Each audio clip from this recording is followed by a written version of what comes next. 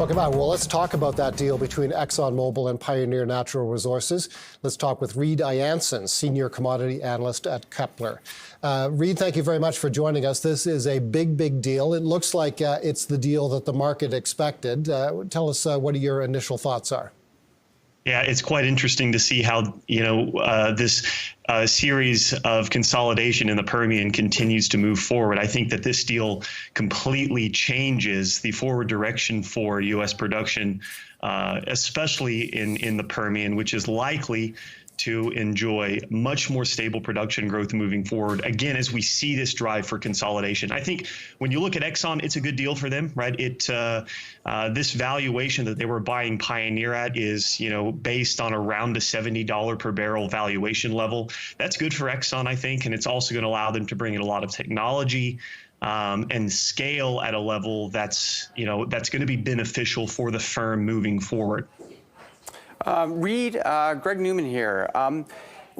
What's your view on what this does ultimately to oil prices globally, but certainly to West Texas?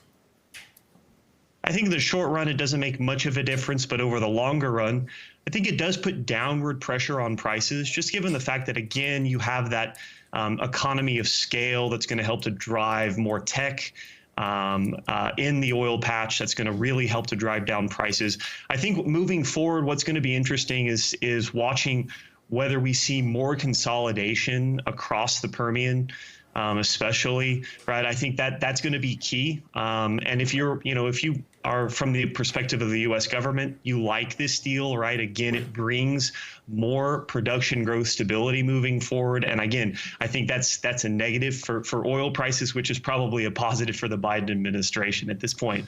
Talk to us more about that. You've used that phrase a couple of times, more stable production growth from the Permian. There have been times, of course, when shale oil and gas production has been a real wild card in global supplies and has often put downward pressure on prices. You seem to be saying that this could net be a negative influence on pricing.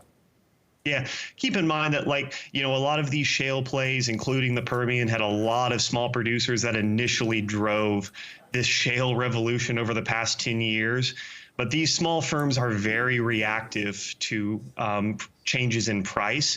As you bring in these larger firms and you see more consolidation, you see less reactivity to price, right? And so I think over the medium to long term, again, you start to bring in more production growth stability. From the press release, I did read that they have pretty aggressive green targets by 2035. How credible do you think those are? And is that going to help regulators or the Biden administration, kind of be behind this deal? I think it certainly helps regulators. When you have fewer larger firms, it's easier for the regulatory apparatus to bring in more oversight and to bring in more regulation. Whether Exxon can follow through on those commitments is an open question, but I think given the scale that Exxon is going to enjoy with a deal like this, the likelihood that they can follow through on these green commitments is more likely than it was, 2 days ago before this deal was finished. How do you think the new Exxon Mobil will look to investors? What kind of space will it occupy in the investing landscape? It'll be the biggest. That's the obvious answer. Its total production, in my understanding, is going to be close to 4.5 million barrels of oil per day, far greater than its nearest peer in the super majors. How unique will this company be from an investing point of view? Exxon has always been the pure play oil production growth company that you want to invest in, right? If you want to play that oil game and you want to play it on the equity side, Exxon's been that company to do so. And I think they're just pushing further into that as we move forward, right? And so if you look at Exxon, right, you say, okay, before I liked Exxon because they were a pure play, oil producer. I'm going to continue to like that moving forward because of this acquisition that they've made.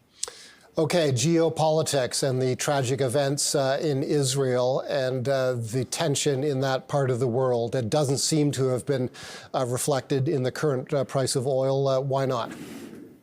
Yeah, we got coming out of this weekend, after we saw the conflict begin, right? We got around a $3 premium, risk premium in oil. I think that's about as much as you're going to see right now, unless this conflict spills out beyond the current region that we're seeing. And that, we really need to keep an eye on Iran. Right now, our base case here at Kpler is that this conflict will remain pretty regional.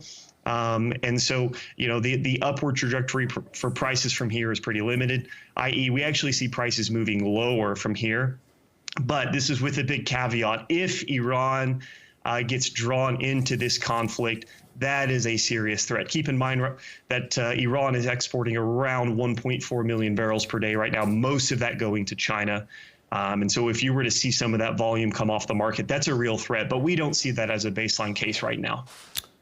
Reid, all things being equal, what will this do to the independent players in the Permian? Will this be supportive of their share price in the short run and longer run, or will this deal kind of hurt them, in your opinion? I think that investors are going to be looking for who's going to be the next acquisition target, right? I would, if I'm looking at this space right now, I'm thinking around who's going to be acquired and who's going to do the acquiring, right? Consolidation looks to be the inevitable path moving forward.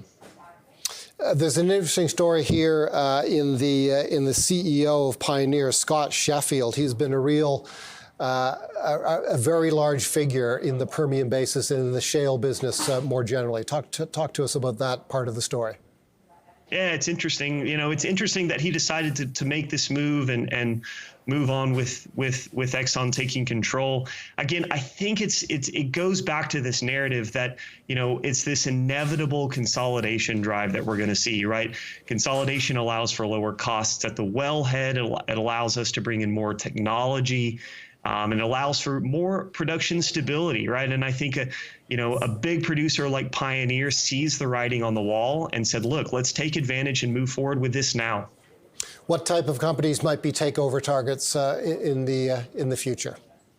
I would just keep in mind those small and medium independents, many of which are private, so it's hard to track. But just keep in mind that I think both your small and medium-sized firms are takeover targets. Keep a watch on what Chevron and Shell look to do in this space as well, because certainly they're watching Exxon and saying, okay, what opportunities are there for us here as well?